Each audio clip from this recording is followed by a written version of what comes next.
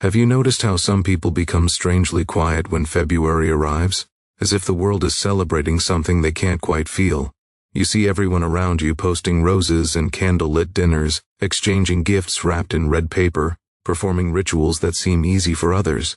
Yet something inside you tightens. You scroll past the noise with a practiced neutrality, telling yourself it's just another day, nothing special, nothing worth reacting to. But beneath that simplicity is a story, a quiet one, etched into the deeper places you rarely show anyone. Maybe you felt it too. That strange emotional distance the moment the month turns pink. Not anger, not cynicism, just a subtle withdrawal. As if love has suddenly become a performance you never learned the choreography for. You watch people celebrate easily, loudly, confidently, while you pull back into the safety of your inner world. And it's easy for others to misunderstand this withdrawal. They call it being anti-love or cold or uninterested. But the truth is far softer and far more complicated than that. Sometimes the ones who avoid Valentine's Day are the same ones who feel love the deepest. They're the ones who learned early that affection wasn't predictable or safe or given without consequences. They grew up in environments where tenderness was inconsistent or where special days meant pressure, arguments, or silence. And now, even as adults, the sight of a heart-shaped balloon can awaken old memories they thought had faded. You don't consciously remember those moments, the unmet expectations, the quiet rooms, the careful footsteps, but your nervous system does. It whispers music caution where others feel excitement. Even people who are in relationships feel this quiet resistance. They love their partner. Yet something about this one day feels heavy, artificial, or strangely exposing. It's not romance they fear. It's music, the expectation attached to it.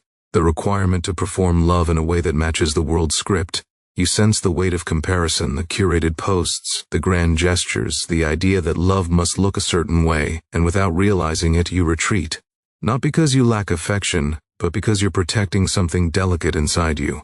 What if the real reason you don't celebrate Valentine's Day has nothing to do with rebellion or indifference, and everything to do with memory, safety, and the emotional blueprint you inherited long before you ever knew what love meant?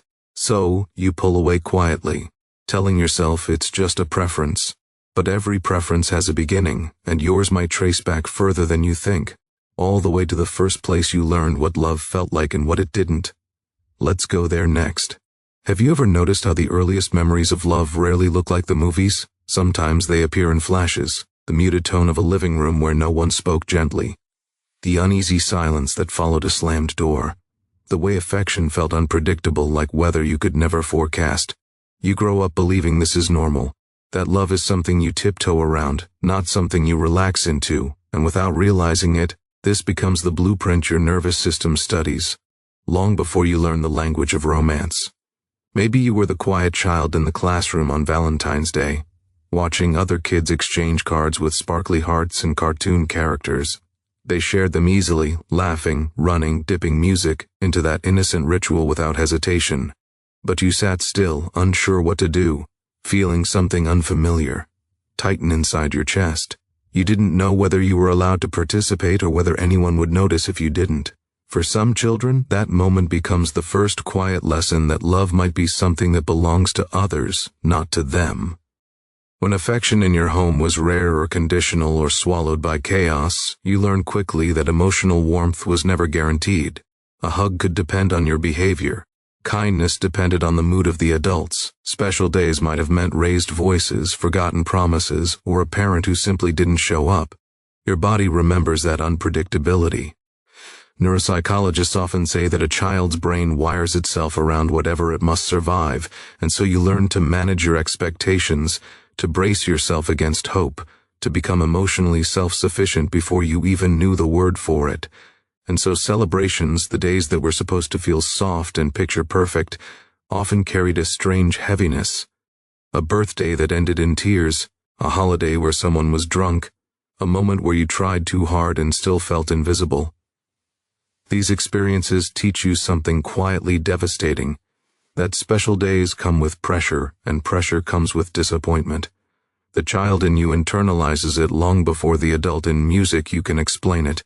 Years later, when the world turns pink for Valentine's Day, something old wakes up beneath your ribs. You feel a slight tightening, an instinctive pulling away, as if your body is saying, "Be careful." This is the kind of day where expectations hurt. It isn't logical, it isn't conscious. It's a memory coded into the nervous system, shaped by emotional patterns you never chose, but were forced to adapt to. Avoidance becomes protection, not rebellion. Silence becomes safety, not indifference. And the child who once didn't know how to participate grows into an adult who quietly steps outside music, the ritual, altogether. When these children grow up, they don't reject Valentine's Day. They reject music, the vulnerability it demands. Have you ever caught yourself shrugging at something that secretly mattered to you, as if pretending not to care could protect you from the sting of wanting? It's a quiet skill you don't to remember learning, yet it appears effortlessly when February comes around. You joke about Valentine's Day being silly. You laugh at the commercials, mock the heart-shaped cliches, or say it's all just marketing and people believe you because the mask you wear is convincing. It has been crafted over years, music shaped from childhood moments when vulnerability cost more than it offered. But deep down, you know the mask doesn't say, "I don't care." It says something softer, more fragile. "I don't want to be hurt again." Neuroscience suggests that the adult brain continues to protect the child you once were, guarding old emotional wounds like a shadow that never fully dissolves. So when a day arrives that demands romance, a day the world treats as an emotional exam, you instinctively retreat. Not because you lack feeling, but because feeling has always carried consequences. You see this mask in everyday moments. Someone asks what your plans are and you casually respond, "Nothing. It's just another day." Someone tries to surprise you and instead of warmth, you feel an uncomfortable tightening, like you've been handed something you don't know how to hold. You prefer ordinary days, days without spectacle or pressure, where affection can unfold naturally and not through a script the world has written for you. Symbolic days feel sharp, too bright, music too exposing, as if they magnify everything you'd rather keep tucked in the quieter corners of your heart. There's also the subtle fear of disappointing others. What if you try and it isn't enough? What if the gift you choose doesn't land the way it should? What if someone sees the vulnerability you've spent years hiding? So instead of risking emotional exposure, you choose distance, you choose humor, you choose indifference.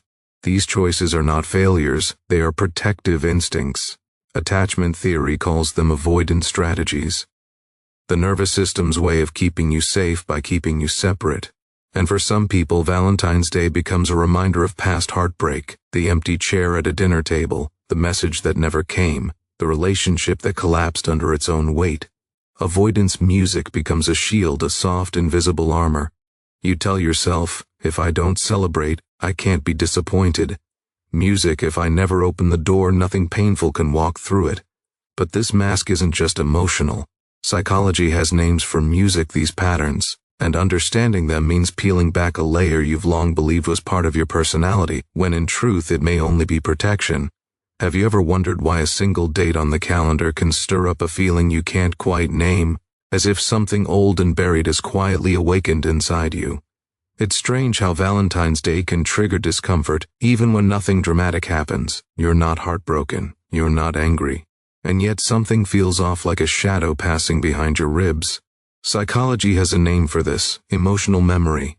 The idea that your body remembers experiences long after your conscious mind has forgotten them. Attachment theory suggests that the way you learn to love as a child becomes the blueprint your adult nervous system follows. If affection was unpredictable, if love felt earned rather than given, or if emotional closeness came with chaos, you may have developed what researchers call an avoidant attachment style.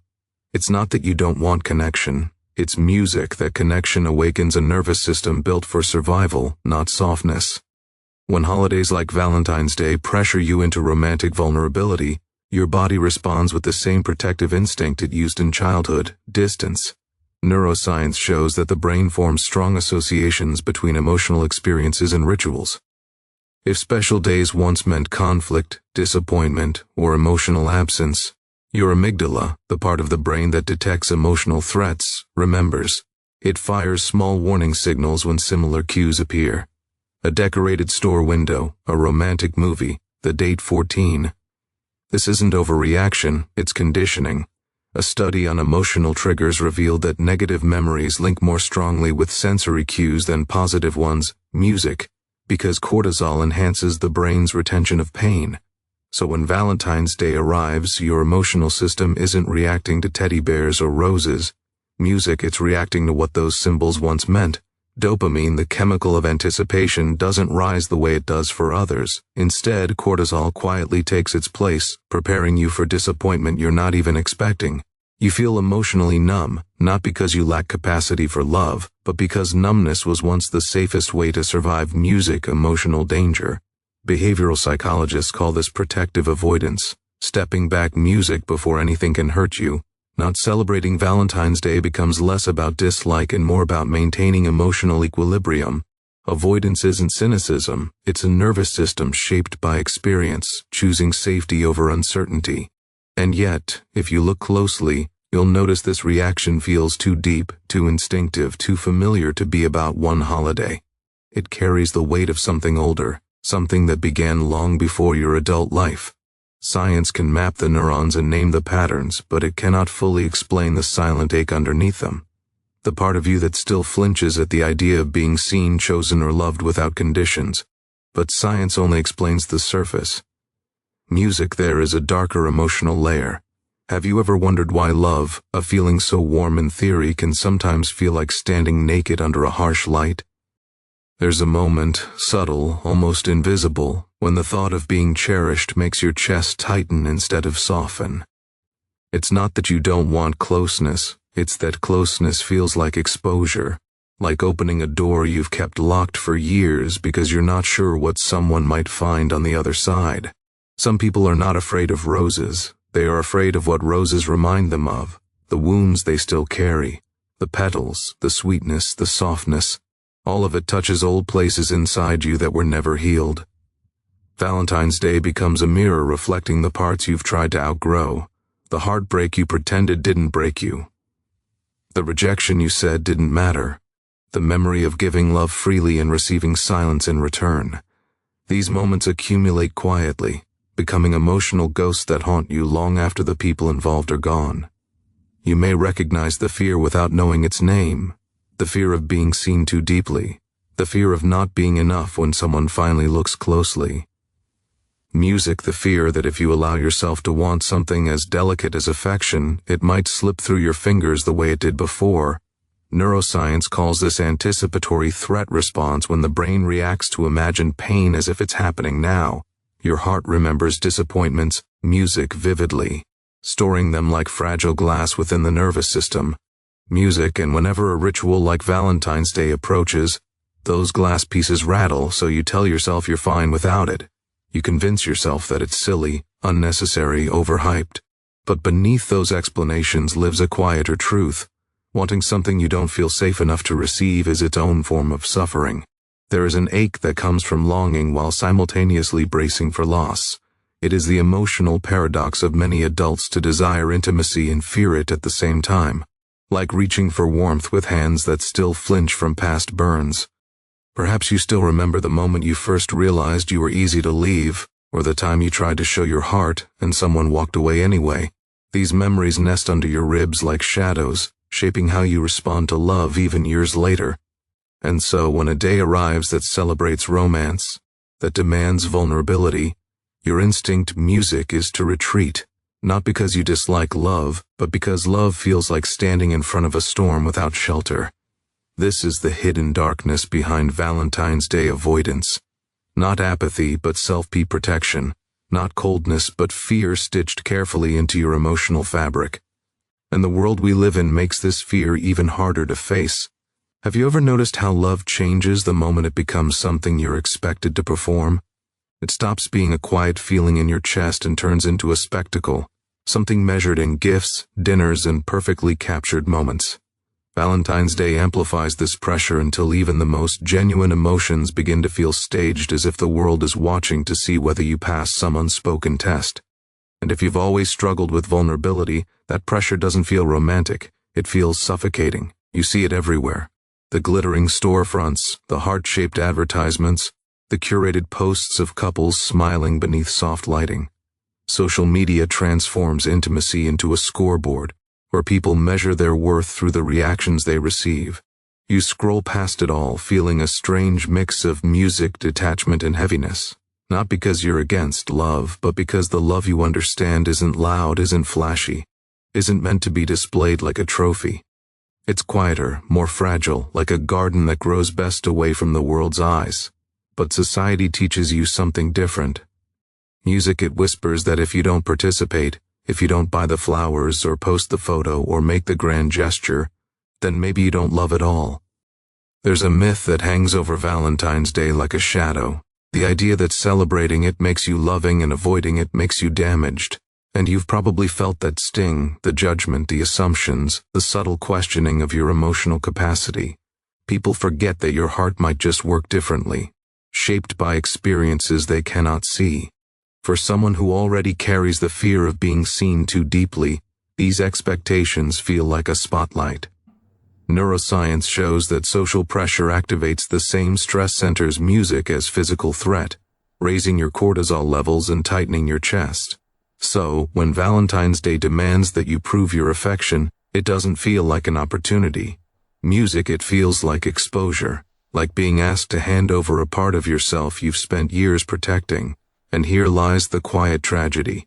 Performative love often overshadows genuine love. You begin to question whether affection only matters when others can witness it, whether intimacy is only real when it's photographed, whether the depth of your heart can be measured by how well you imitate a ritual music that never truly belonged to you. Philosophers have long warned about this, the danger of confusing the symbol for the substance, mistaking the gesture for the feeling.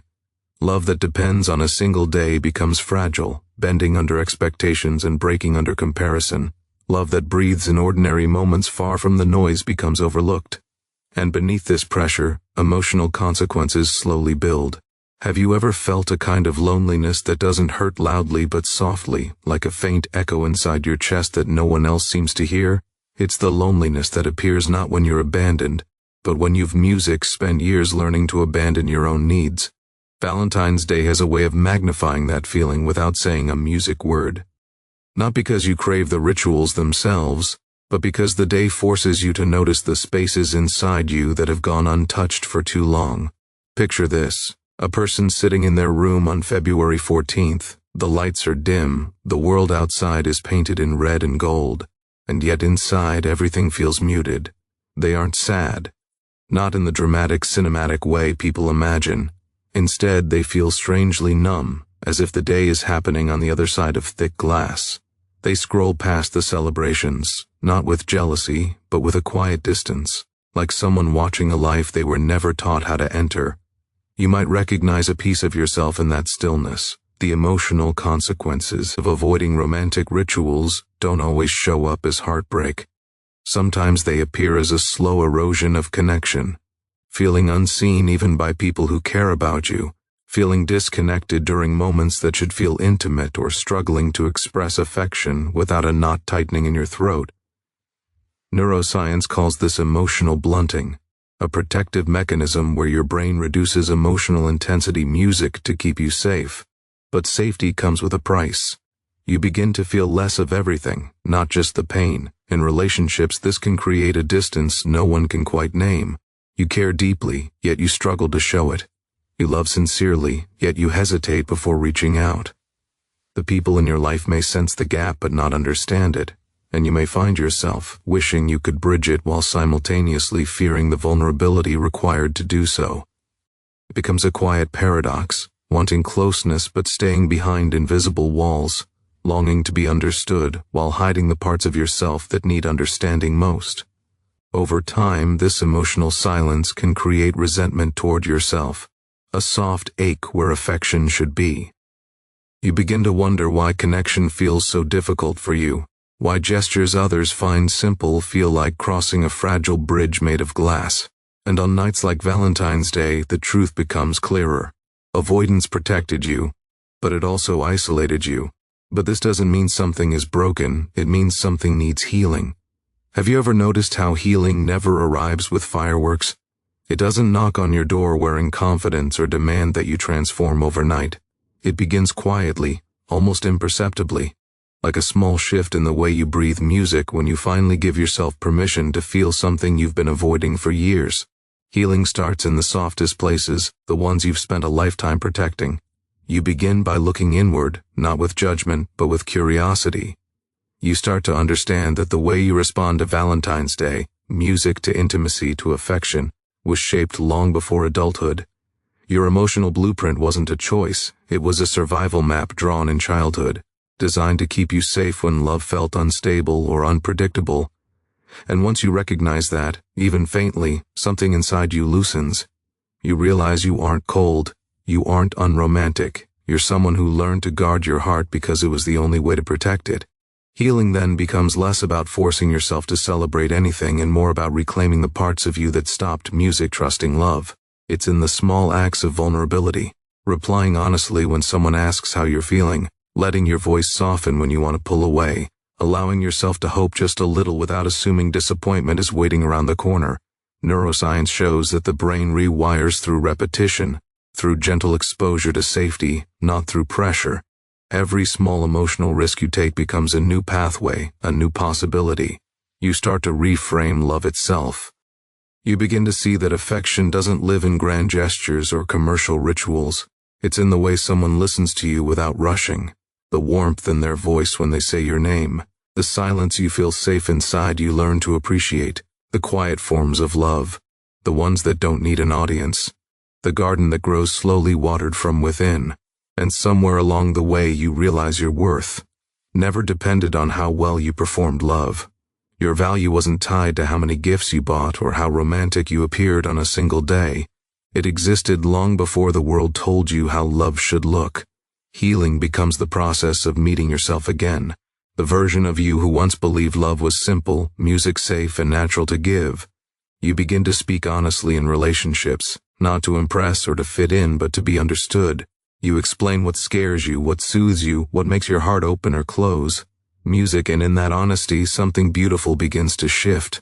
Love becomes possible again, not as a performance, but as a gentle returning to your own humanity. Music, because at the end of it all, this story isn't about Valentine's Day. It's about the human heart. Have you ever noticed how real love rarely arrives dressed in roses or wrapped in glitter? It doesn't wait for February or require a reservation to make itself known. It slips quietly into your life in the softest, most ordinary ways. The warmth of someone remembering your favorite tea, the gentle tone in their voice when they sense you're tired, the unspoken comfort of sitting beside someone without needing to prove anything. Love, the real kind, doesn't depend on a date. It doesn't bloom louder on one day and fade on the next. Music, it simply exists, steady and unperforming like a heartbeat you forget to notice.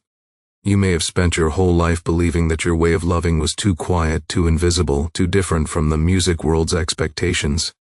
Maybe you felt out of place in a culture that celebrates affection with grandeur, where intimacy is photographed, posted, measured in reactions and symbols. But there is nothing small about loving quietly.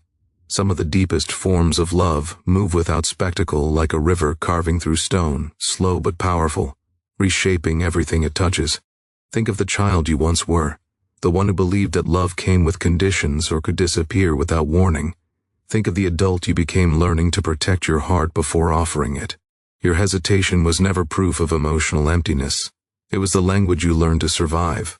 And just as languages differ, so does the way you express and seek affection. Some people love loudly with flowers and fireworks. Others love in silence with presence and patience. Both are valid. Both are real. Avoiding Valentine's Day doesn't mean you don't care about love. It means your relationship with love has a history, a texture, a depth the world doesn't see. It means your heart learned to music trust slowly, to move carefully, to bloom in seasons that have nothing to do with the calendar. And that is not a flaw. Music, it is a truth, your truth. There's a kind of love that doesn't need display, doesn't need validation, doesn't need a single date to prove its existence. A love that grows gradually like a garden watered by understanding rather than pressure. A love that thrives in ordinary moments, in the way you protect the people you care about even when you struggle to say the words. Music in the way your presence softens when someone needs you. In the way you continue to hope for connection even after years of protecting yourself from it. So let yourself breathe. Let yourself exist without comparing your heart to anyone else's. Because the journey you're on is not about performing love but understanding it, not about meeting expectations but rewriting music them. Some people don't celebrate Valentine's Day because they are still learning how to celebrate themselves, and maybe that is the most honest form of love there is, the quiet beginning of coming home to your own heart.